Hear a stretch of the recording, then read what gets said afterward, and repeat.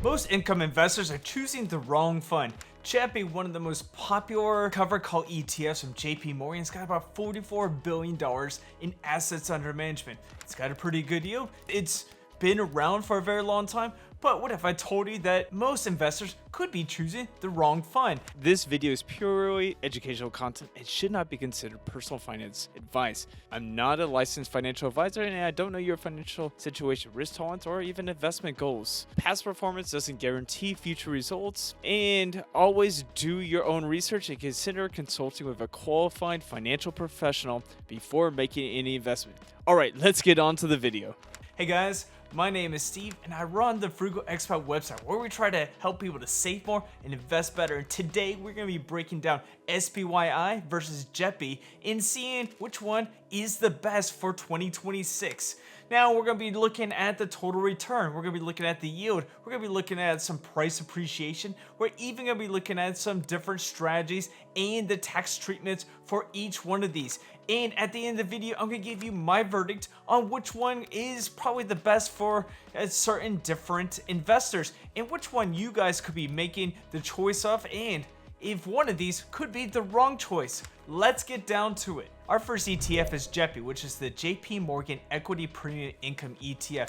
Now this ETF tracks the S&P 500, but what it does is it actively manages its portfolio, taking some of those lower volatility assets out of the S&P 500 and creating a portfolio out of it. Then they're going to sell ELNs or equity linked notes against some of these assets and create option income through those. So you're getting a low volatility proportion of the S&P 500 and you're hoping that the income and yield will make your portfolio grow. Now let's get on to SPYI or SPYI. This is the NEOS S&P 500 high income ETF. This ETF tracks the entire S&P 500. It sells options on SPX index, and so you're getting some income and yield from those assets under management. So it's got the entire index and you're able to get some good yield from it. Now the cool thing is they also have 1256 contracts, meaning this is a little bit more tax efficient. The expense ratio is sitting at 0.68%, meaning it costs $68 for every $10,000 invested. And this one is from a great suite of NEOS funds. But let's get down and let's talk about some of these differences, looking at, the yield, total return, price appreciation, and see which one is the better one. Now yield, this one is talk about which one pays more. Now, everybody likes the numbers, and I like the numbers too, and so these are some important numbers to think about. First of all, SPYI has a yield anywhere between 11.8 to all the way up to maybe 12 to almost 13%. Right now, it's sitting at about 12%. So if you have a $100,000 portfolio, you're getting anywhere between $11 to $12 to $13,000 yearly from this portfolio. JEPI, on the other hand, has a yield of anywhere between 7 to about 9%. Right now it's sitting at about 8%. So you're getting anywhere between that $7,000 to $9,000 per year and the $100,000, and it's around $8,000. So with SPYI, you're getting about $4,000 more than JEPI. Numbers matter, and $4,000 is a lot more income than JEPI. So in this category, SPYI wins. Next category we're going to be talking about is total return and some price appreciation. Now yield alone doesn't really tell the full story. So if you have a very high yield but your NAV erodes over time, well, you're actually losing money. And then we have seen this with some yield max ETFs and some other ETFs that have super high yields, but their NAV just continues to erode and you're actually losing money in the process. So we take a look at the total return and even the price appreciation to see which one could be a better one to buy and hold. Now with SPYI, it's been around since the end of August of 2022, and so we did all these measurements based off September 1st of 2022 until now, and so these numbers are going to show you guys which one could be the better one. So if we look at the price performance since SPYI has been around, we have SPYI getting a price appreciation of about 4.73% in that time period. JEPI is doing about 4.78%, so they're pretty much identical. They're doing the same over the same time period. Now, if we look at total return, that's with dividends reinvested, we see a different story. So SPYI is doing about 59.9% in the one time period. JEPI is doing about 40.8%. Now, if you were to invest $100,000 into both of these, you would get almost a $15,000 to $20,000 difference between SPYI and JEPI. And so that's showing that SPYI is doing about 14.01% average over the last 3-4 years, while JEPI is doing about a 10% average. And so you are getting more money with SPYI. So the winner, SPYI. So let's see how these strategies work. So with JEPI, it's doing about 80% of the S&P 500, maybe a little bit less, a little bit more, just depending on how the market is doing. It's actively managed, and it's looking at low volatility stocks. So we're thinking about financials, industrials, healthcare, and we're not thinking about those mega cap stock holdings. Now, Nvidia is one of the top holdings in JEPI, but it doesn't really make that much of the portfolio. It's like 1.7, 1.8%, so it's not the biggest portion of the portfolio. And so it's also investing into ELNs, the equity linked notes, and that's how it's making some of the premium. So in a low volatility market where value is probably done better, this is when JEPI actually shines. But when mega caps and big tech and everything else is shining, probably JEPI is not doing as best. Now with SPYI, it tracks the entire S&P 500 index. It sells cover calls on the SPX index, and also will buy calls when the stock prices have hit a point where it can buy higher calls for a different limit. And so it's doing more of a spread right there.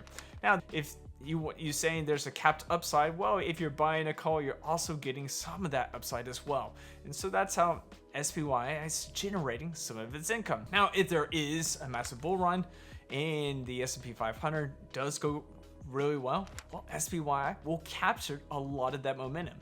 And we have seen these things happen within the market in 2023, 2024, 2025. The S&P 500 has done really well. 2026, the S&P 500 has not done so well. It's actually in the negative, but with value stocks have been up a little bit more. So that's why you're seeing probably JEPI is doing slightly better in price appreciation than SPYI, but in the long run, SPYI will probably do better since it's tracking the entire index.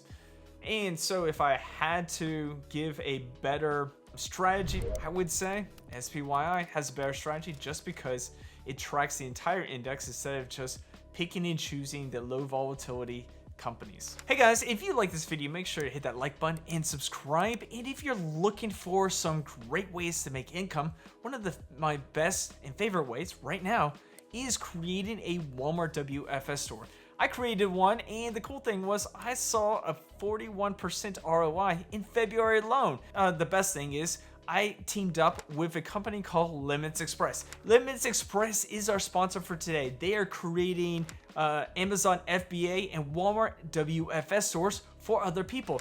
And what they do is they ship things, they find the items, and they also load up everything into your store for you. So basically, you can sit, watch some Netflix, as they are taking care of the day-to-day grind for you. All they need is capital. The more capital they have, the better prices they can get on the wholesale prices, which means more profit for you. And if you think they don't like to have all these companies coming in, they do, because they're invested in you being successful. If you make money, they make money. That's the good thing about it. So if you want to schedule a call, there's going to be a link in the description, pinned comments, and a QR code right up here.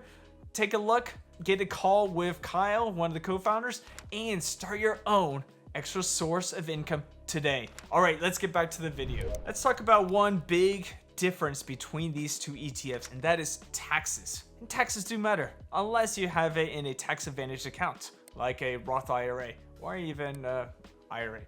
But here's the difference between these two. So JEPI uses ELNs. All that premium, that yield, is taxed at an ordinary rate. So if you're in the 24% tax bracket, you're getting taxed on that 24%. Now, SPYI is taxed with a 1256 contracts. And so what they're doing is they're taxing it based upon a 60% long-term capital gains and a 40% short-term capital gains. Short-term capital gains will be more at that ordinary rate. Long-term capital gains will be at either 0, 15, or even 20% rate. And it is also returning capital to the investor. And so some of that money isn't really being taxed because it's return of capital, ROC. And so you're getting a whole bunch of good tax efficiency with SPYI compared to JEPI. So if you have everything in a Roth IRA, well, it doesn't really matter. But if these are all sitting in a taxable account, SPYI is more tax efficient than JEPI. So with taxes, I'm going to say SPYI wins in this round. Now let's talk about who these two different ETFs are for. First of all, JEPI. JEPI is probably for those that are looking closer to retirement. They want something a little bit more stable. They want something more conservative. They want something that it's probably sitting in their Roth IRA because it's tax advantage right there. And it's probably not as volatile as like an S&P 500 ETF. So JEPI could be for those investors. I mean, the yield is sitting about 8%. It's not growing that much, and it's very, very low volatile, and so you're getting not very much highs and lows. Now, if you're looking at SPYI, those are for income investors. Those are for those that want less taxes from those income assets. Those are for maybe those people that want to retire early, maybe the FIRE community, maybe retirees that need more income in their pockets. And so you have two differences. You've got one that's probably a little bit more on the conservative, low volatility side, one that's got a little bit more income, and it's also growing and tracking the S&P 500. And SPYI could also be geared to kind of combining with a lot of other ETFs like a QQQI, maybe a GPIQ, maybe a QDVO, maybe some other ETFs that are in that income sphere in order to create even more income and create a great income portfolio. So if we had to head some of these things going head to head, we're going to break it down into different categories. So for yield, SPYI wins in yield. It's got about 12% versus JEPI's 8%. Total return over the long term, SPYI is doing about 59.9%, while JEPI is doing that 40%. So SPYI wins again. Expense ratio, SPYI's got 0.68%, JEPI's got 0.35%. JEPI wins. Tax efficiency, SPYI is doing 1256 contracts, JEPI is doing ELNs. SPYI wins. Downside protection with more conservative, it means SPYI is a little bit moderate, and JEPI's a little bit better, and so JEPI's going to win on this portion too. Distributions are going to be a little bit more consistent with SPYI and less consistent with JEPI. So those are going to go up and down with JEPI. So SPYI wins on this one. Liquidity and assets under management, there's about 8 billion to SPYI, there's 44 billion in JEPI. JEPI wins on expense ratio, low volatility, so a little bit more stable in that aspect, and it wins on assets under management. SPYI wins on yield, total return, tax efficiency, getting a good exposure to the S&P 500. Yeah, it's doing pretty good. All right, let's get down to my verdict. Let's get down to seeing which one I really think is the best one and one that you probably would rather have in your portfolio. My thinking is, if you had a choice between the two, it would be SPYI. The reason I say that is because it's got 12% yield. Secondly, it's got a better total performance. Third, it's got a better tax treatment. Fourth, it tracks the entire S&P 500 index. And it comes from a company geared around creating ETFs that are selling options. So we have Troy Cates, one of the co-founders, who's been creating ETFs like this for years. And he's an actively trader. And so he has the knowledge and he created these funds to help investors like you and I. And so SPYI, in my opinion, is the better ETF for most investors. Now, there are definitely some investors that like JEPI. There's 44 billion assets under management in JEPI.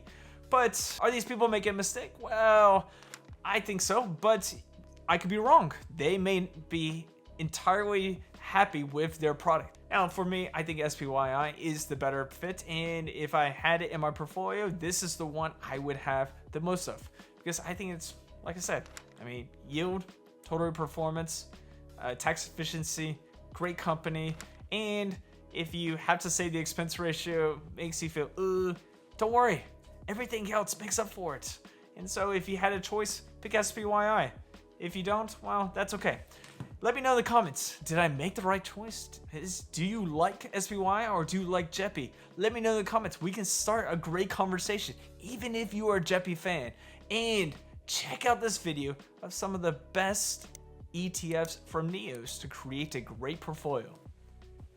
And I'll see you in our next video.